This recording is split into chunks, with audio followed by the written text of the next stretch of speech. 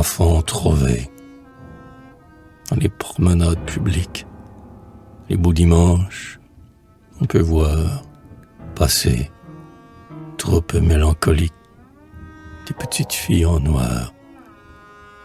De loin, on croit des hirondelles, robes sombres et grands cols blancs, et le vent met des frissons d'ailes dans les légers camails tremblants. Mais quand, plus près des écolières, on les voit se parler tout bas, on songe aux étroites volières où les oiseaux ne chantent pas.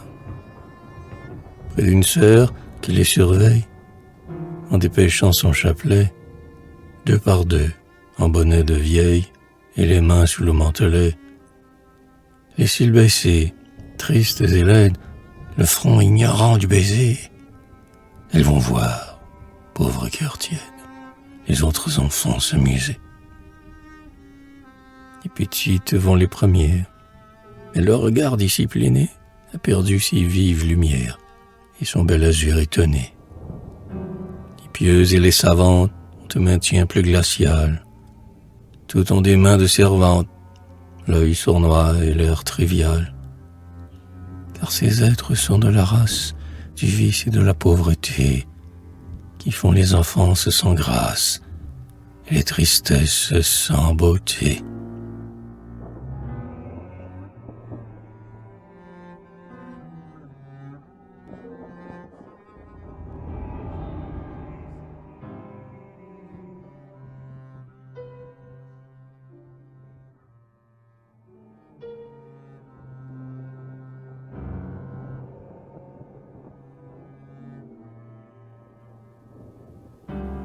Les berceaux ont leur destinée, et vous ne les avez pas vus, les fronts de mères inclinées, comme la Vierge sur Jésus.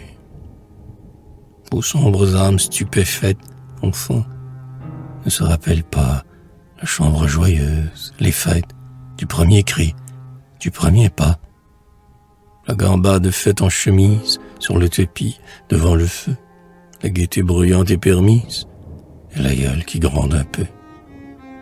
Pourtant, ce qui vous fait, si jeune, pareil aux fleurs des prisons, ce ne sont ni les rudes jeunes, ni les pénibles oraisons.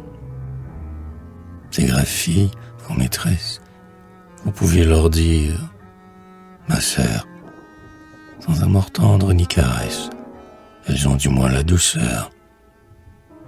Une de ces vierges chrétiennes, joint tous les jours, souvenez-vous, petites mains sous les siennes, en vous tenant sur ses genoux. Et sa voix, bonne et familière, vous fait répéter chaque soir une belle et longue prière qui parle d'amour et d'espoir.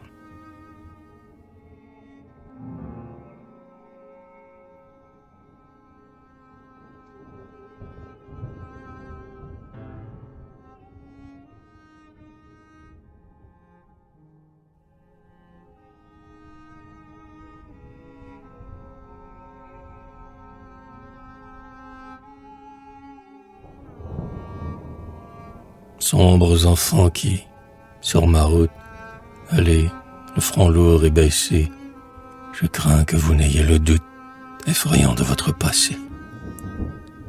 Dans votre âme obscure, où monte le flot des vagues questions, vous ne sentiez frémir la honte, source des malédictions, et que, par lueurs éphémères, votre esprit ne cherche à savoir si vraiment sont mortes vos mères, quand on vous habille de noir.